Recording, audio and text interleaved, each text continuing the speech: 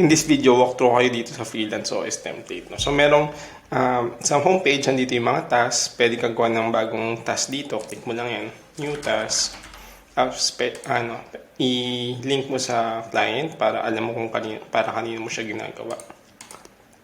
Yan. Send invoice. Ganyan.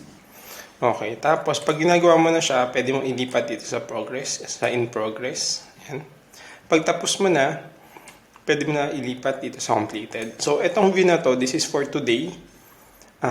So, kita nyo, ito yung andito sa calendar today.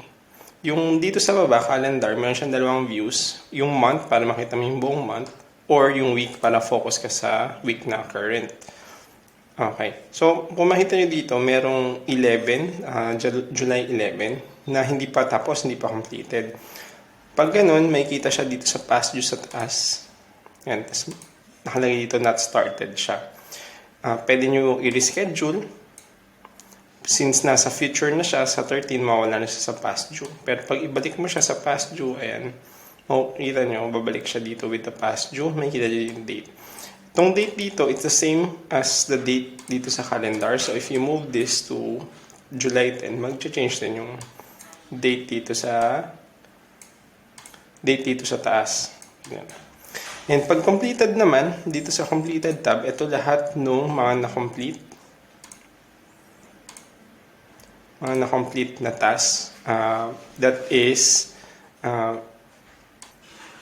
sorted ascendingly or pwede ding descending. Ayan. Change nyo lang dito. Ayan. So, yung latest na yung nasa taas. So, na-cover natin yung past due, yung today, yung completed. Meron din tab dito na backlog. So, ibig sabihin, ito yung lahat ng hindi yung pa nagagawa na task. It's either today or in the future, lahat ng hindi nyo pa nagawa, dito pa nakaplan. So, kita nyo din dito kung para kaninong client, anong date, ano yung name ng task. Next section naman is yung sa clients. Yung clients, isipin nyo, grouping siya ng mga tasks. Tapos, since itong discovery call, it's linked to NeuroHealth. So, let's open yung NeuroHealth. Mag-open siya ng pop-up dito sa kanan. And then, andito yung client details. May email siya, may phone. Yung next task, this is a formula that determines, it shows you kung ano yung next na task. So, kunwari ito, may isa pang task dito. Gawin natin, tatlong task. Don't remove. New task 1, new task 2. Okay. So, ito, July 12. Pero pag naglagay ako ng July 11 dito. Ayan. Kita nyo, naka-red yung July 11 kasi past due na siya. Tapos, dito siya sa new task 2. Pag completed tong task 2, yung new task 1 naman yung lalabas. Yung next na section dito sa loob ng client page is yung document. So, kunwari, meron kang strategy document or may link ng documents niya before or references, you can add it here. So, ito, click mo lang yung new. Tapos, kunwari, project details. You can click this para mag-open siya. To open inside Peak. Para dito mo lalagay yung details. Details 1, ganyan. Madami. Or, pwede kayo maglagay ng file or ng link. Either way, ito link, ito file. Ayan. Pwede nyo din itag kung anong klase siya. Kuwari, service agreement pa siya or project details. Ayan. So, dito nyo pwede i-keep. Tapos, you can go back to the client by clicking on itong NeuroHealth here. Babalik na ulit dito sa page na ito. Ngayon, if applicable, pwede din kayo mag-track ng timesheets. So, yung timesheet is sa grouping ng hours. Ito, i-configure to dito sa timesheets dito sa may kaliwa. Papakita ko in the latter part. Pero let's skip this muna. Punta muna tayo sa invoices. Sa invoices, dito makikita yung, kuwari meron kang, i-charge mo na sila. So, pwedeng draft pa lang siya. Pwede mo lagay ng euro, tapos kung anong month, kuwari monthly yung payment nyo. So, July na ngayon, July 2024. Lagay mo kung anong date ngayon. Kuwari sa 30. Yan. And then kung magkano. Kunwari, 45,000. Ayan. Tapos pag nasend yun na yung document, palitan yung status, pupunta siya sa send. Tapos pag bayad na niya, edi pupunta naman sa paid. So ito yung different sections ng client page. Let's move on to yung journaling naman. So kunwari, meron kang achievement today, lagay mo dito sa July 12. Take nyo lang siya, tapos sabi mo na, okay, landed new client or had 3 discovery calls. Tapos, it serves as habit tracker na rin kasi pwede kita mag-check dito. Kung ano, nag-meditate ba ka today, nag-read.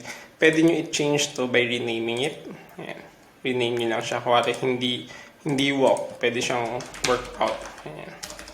Or gym na lang. Ayan. Gym. Okay. Tapos, ayan. Gratitude. Okay. May kita dito, pag may check, ibig sabihin nakapag-journal ka na. So, I usually have it in dito sa gratitude kasi what am I thankful for? Ano ba yung bakit ako grateful for today? Kaya siya nasa gratitude. And lastly, dito sa last part ng homepage is yung quick links. Actually, kahit ano naman pwede mo ilagay dito. Pwedeng picture, pwedeng clock, pwedeng widgets. Ako, gusto ko lang siya na quick links para madali mo mapuntahan yung gusto mo mapuntahan. Pwede may Spotify playlist din. Okay, so this is the home page. Let's move on to the next page naman.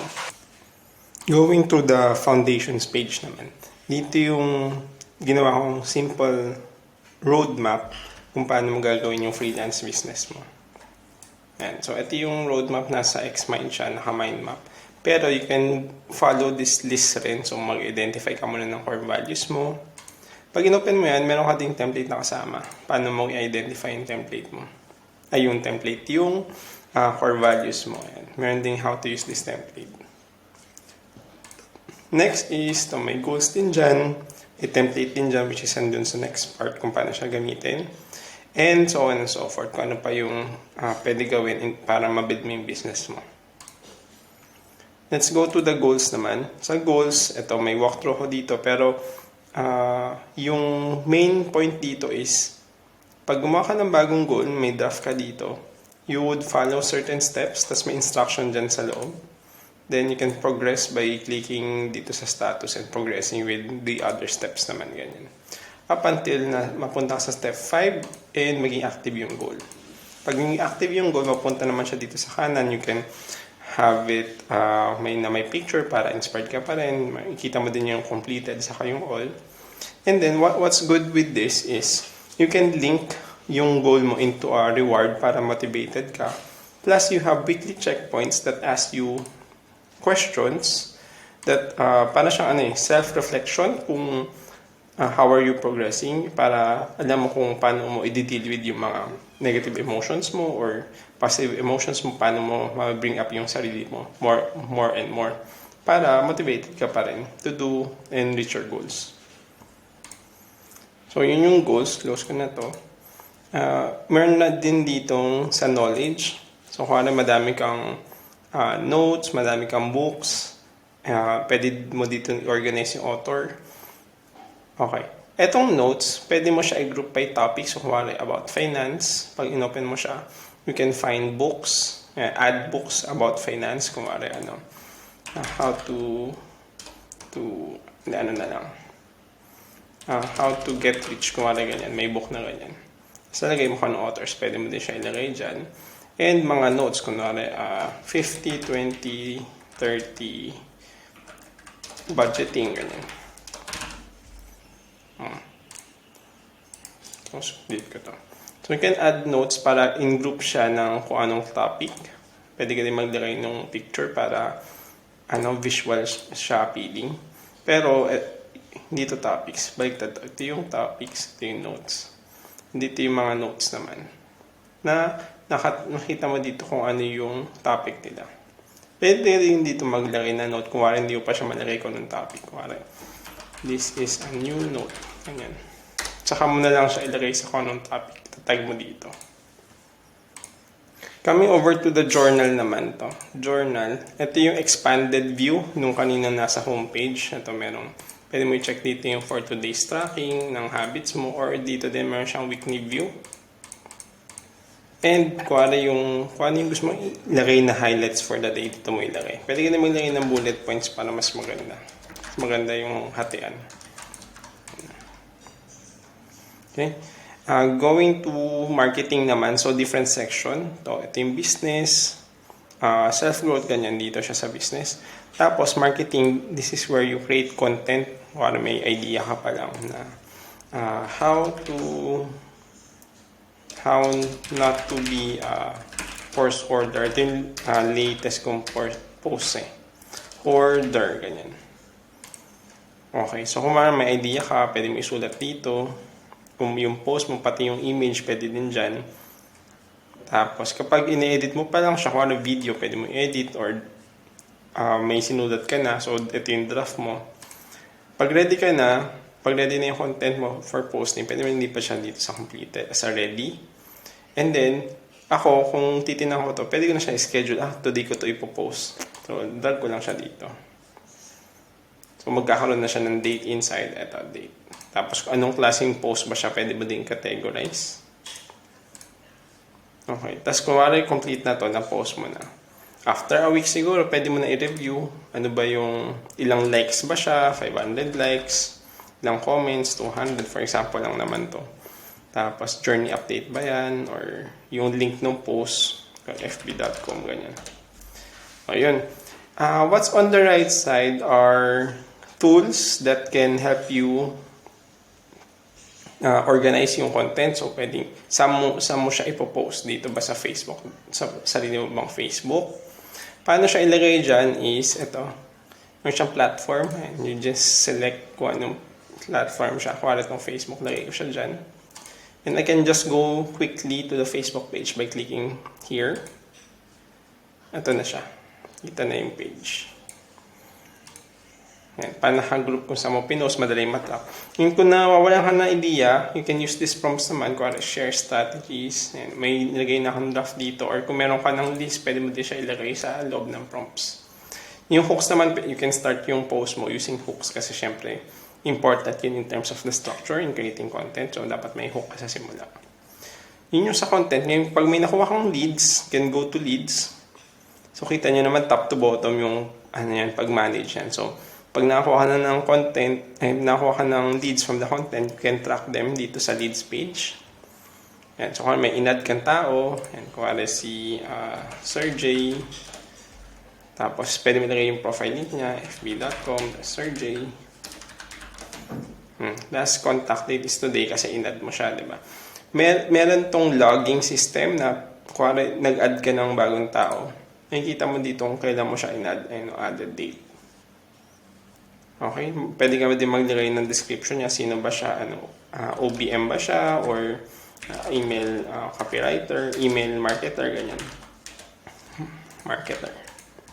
Okay, nag-change din yan, nag-additional din siyang log kapag change mo yung status, kung ginawa mo accepted, ma-change siya dito to accepted, tapos, ayan, may date accepted na rin siyang automatic na mga log. This is through Notion automations. Ito, meron siyang automation dito. Dito pala sa labas. Ayan, itong dalawa.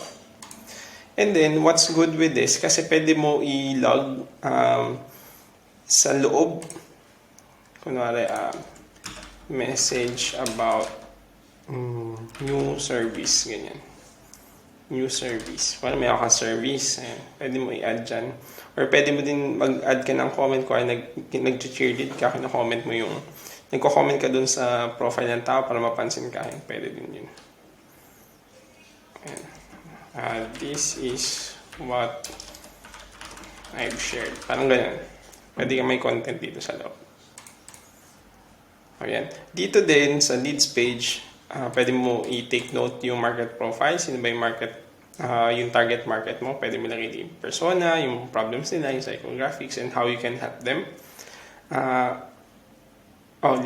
Resources are links or kahit anong resource na pwede mo i-save para madali mo balikan kung yung portfolio mo, may link dyan, copy, madali ma-copy.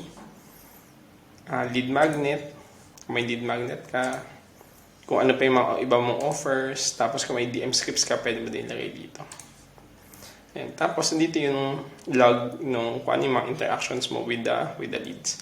Now, kapag tapos ka na sa leads, ang end state naman niya is either na-move mo siya sa CRM, naging client na siya, or nalo siya. Pag napunta siya, move to CRM status na siya, this is how I manage it kasi pag leads, medyo madami siya kasi nag-generate ka nga ng leads eh. Ngayon, pag na-convert mo sila, you can go to the CRM page na and manage them. Kung start na sila as discovery call. Si Sir J, di ba? Yung example ko. Ay, gumawa ng isa ba? Okay, si Sir J, ayan. May automation din dito. Pag nag-add ng page, mag-create ng isa pang page na discovery call dun sa task. Okay, so automatic na. Yan, assign mo na sa sarili mo. Tapos, today's date. So, ito din yung CRM kanina dun sa homepage. Yan. Okay. Tapos, as you move them across to maggawa ng proposal, tapos nasend mo na yung proposal, mag-follow up ka ng payment, ito yung entry. Ngayon, pag napagbayad na sila, edi pwede mo na i-move to active. Ito na yung mga active na clients. Now, pupunta na sila dito. Ayan. Kanina wala pa dyan kasi ito naka-filter siya na active. Pag ito yung CRM, ngayon, pwede naman sila mag-offboarding kapag tapos mo na sila gawa ng service, tapos na yung service sana. Pag hindi mo sila ma-retain, edi offboarding na sila. Ayan. And finally, punta na sila nandun if you're done with the client. Okay, now, yung mga documents na nasa loob, pwede mo makita lahat using this documents page. This is everything that you have logged or save na documents ng mga clients mo. Ayan. Para it's all in one place and hindi siya mawawala. Okay, going to portals, this is medyo heavy yung topic kasi may different portals na akong nagagawa per person or not per person, per client. So, kung meron kang these two are for bookkeeping. May ginawa din ako for graphic design, for Notion build. Ipakita ko sa inyo sa bookkeeping as an example. So, kung ito si Avery. Okay, ito yung share mo. Ito, pwede mo siya i-invite. Para si Kai ito. Yan, tapos invite ko. Para si Kai yung client ko. So, magkakaroon na siya ng access dito sa page. And, discard changes. Yes. Okay. What's good with this client portal is ito. Pwede kang mag-create ng onboarding task. And isang tick lang. Tapos, delete natin. Pwede naman catch, amend, clean task. Again, this is specific for bookkeeping client. So, ito may Bianca dyan. May client info. Yung login details. So, very simple kasi ayaw natin ma-overwhelm yung clients natin with the client portals. Pero, okay. Discuss ko. Ito yung mga tabs dito. May backlog, may by status. Ayan, may status pa. Madali mo ma-move. Or by type naman. Ayan. Or yung mga tapos na. Okay. So, these buttons, ito yung mga pre-made, preset na buttons that can create yung mga tasks naman. Pag completed na, dapat mawala na siya dyan. Ayan. Okay, so that's one of the portals, pero madami pang iba. May Notion build na mas medyo complex. Ito, balikan natin. Tingin natin itong active.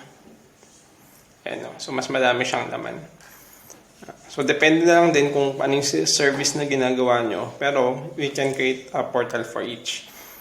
Ngayon, kung si Sir J, ang service mo sa kanya is Notion build. So ang gagawin ko, copy ko dito. Copy link. Tapos dito ko ipipaste. Ayan. Para if ever you are in the homepage, tapos pupunta kayo dito kay Sir J, you can just quickly go to the client portal kasi andito na yung link. Dito na kagad. And can go back to the portals naman. Ito si Avery. Punta siya dyan. Okay, pagtapos na, pwede nyo ito delete or lagay nyo sa inactive, ganyan. Para andito na yung mga inactive na client portals. Okay, let's move on to timesheets naman. Sa timesheets, dito naglalag ng hours. Kunwari by hour pa yung nilag nyo.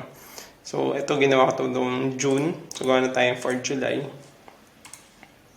Okay, gawa tayo ng July. Kunwari yung kay Sir J ulit. July 2024. Tapos, okay. Add group. Ito, ayan. Dito na tayo pwede maglagay ng hours. Kuwari, for today, nag 5 hours ako. Nung isang araw, let's say 4 hours naman. Okay, may total na 9. May kita mo dito. Ayan, total na 9. Okay, what's good with this is pwede mo siya i-link dito sa client. Tapos, sa invoices naman, pwede gagawa ng bago na... punta muna tayo kay Sir J. Okay, wala pa. So, pwede akong gawa dito ng Sir J, tapos July 2024. And itong invoice na to, pwede natin siya i-link here. Hanapin natin yung Sir J. Ito na yung kay Sir J. Ayan, lumabas na. Okay, so makikita, ito yung kanina, di ba, sa clients. Ito na yung timesheets. Sir J, invoice total 9 hours. It's the same thing as this one. Ito yung timesheet. And, nilink mo siya sa invoice para alam mo, pagpunta natin ng timesheets, let's see this. Okay, total hours 9. Tapos punta tayo ng invoice. Okay. Okay, dito na tayo sa invoice.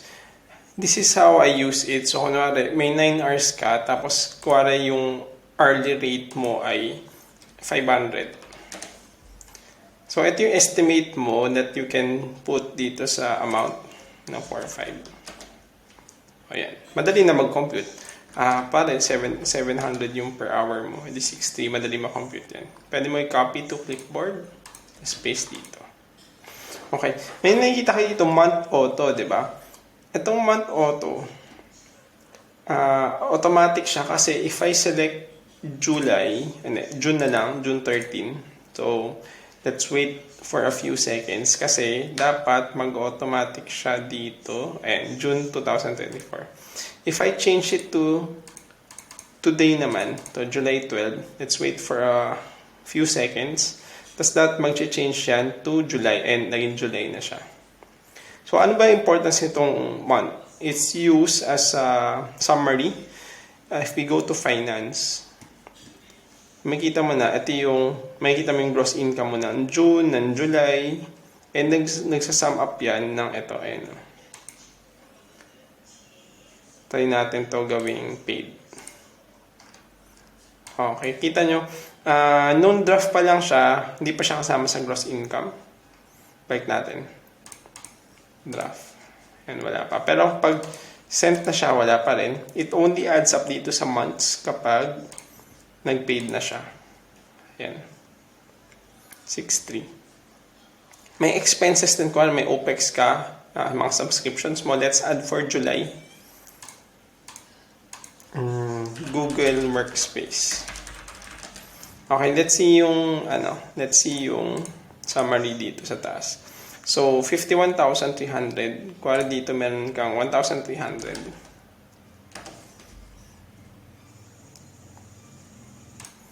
Yan, let's wait for a few seconds dito sa date na to. Kasi similar to the income, kanina nag-automatic siya dun sa months. Ito, may nilagay din akong automation dito para mag-change siya to the July 2024 kapag nag-change to yung date to July. Okay, so kailangan naka-actual siya. Ayan. So, let's add another one. Actually natin to. Naging natin ng 4,000. For electricity. Para may studio ka na rin. O yan. Hindi makikita mo na, total net income mo for the month is 46,000. And last page, meron pala buttons dito. Can add quickly or yung ginawa ko na as an example. And last page, ito, archives. Kung lahat ng hindi mo na kailangan at gusto mo lang itago, you can store here. wala siyang laman kasi fresh pa tong template. Pero, kuwari kalat-kalat na yung workspace mo, then you can just drag anything going here. Kuwari itong Gmail, ayoko na siya makita. Click ko na lang siya dun. Para hindi siya ma-delete, pero you can still restore it when something comes up and you need to restore it. And that's it for the freelance OS walkthrough. Hope this helps.